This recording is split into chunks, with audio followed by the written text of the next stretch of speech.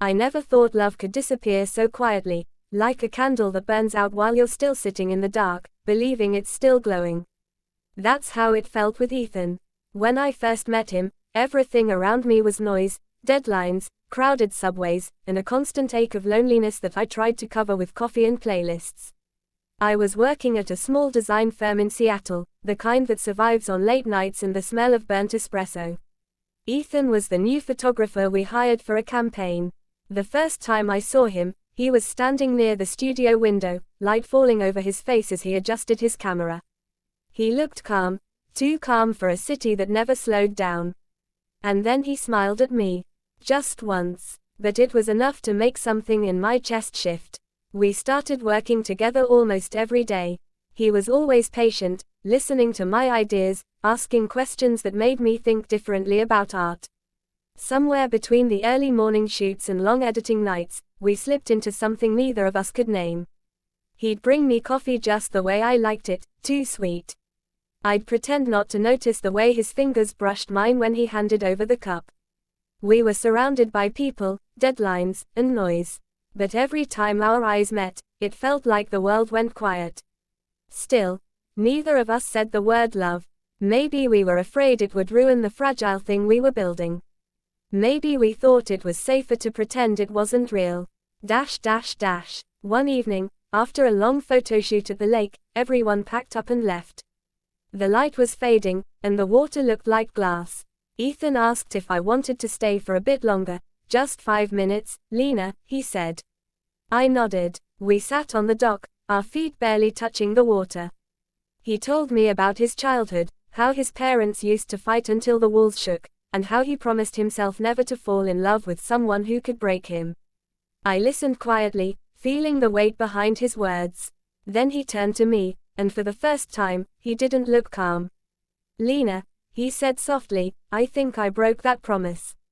My heart stopped. I didn't answer. I couldn't. Because I knew, I had fallen too. That night, we walked back without saying much.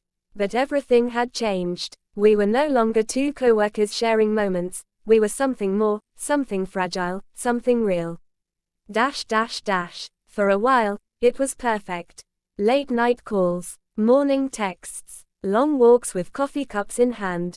He'd make me laugh in the middle of meetings just by looking at me. It felt easy, like we were meant to find each other. But then, things started to shift. He got busier, so did I. Our small talks turned into short replies. I'm fine, became our favorite lie. One day, during a campaign meeting, he showed up late, again.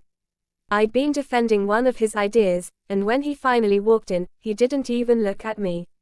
He sat across the room, next to another designer, and laughed at something she said. It shouldn't have hurt, but it did. Later, I asked him if something was wrong. He sighed. Lena, we're just under pressure. Don't make this more complicated. More complicated, I repeated. Ethan, I'm not making it complicated. I'm trying to understand why you've been distant. He rubbed the back of his neck. Because maybe this isn't working. Maybe we both need to focus on our careers right now. I stared at him, unable to believe the words were coming from the same man who once said I made the city feel quiet. He left before I could say anything else.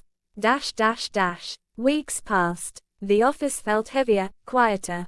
We still worked together, but something invisible had built a wall between us.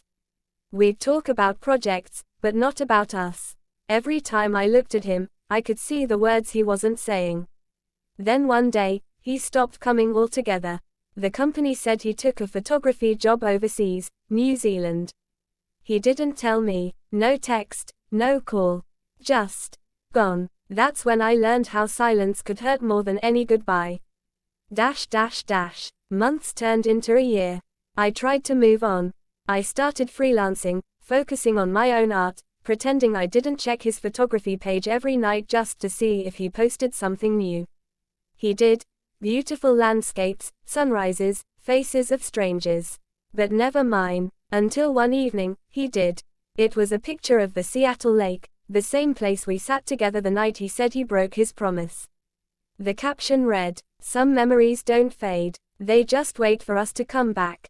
My heart raced. I didn't know what it meant, but it was enough to make me drive to that very lake the next morning. It was cloudy, cold, and quiet, just like that night. And he was there, standing by the dock, camera in hand, as if time had been waiting for us both. Dash dash dash. I walked toward him slowly, afraid that if I blinked, he'd disappear again. He turned and smiled, that same calm smile that started it all.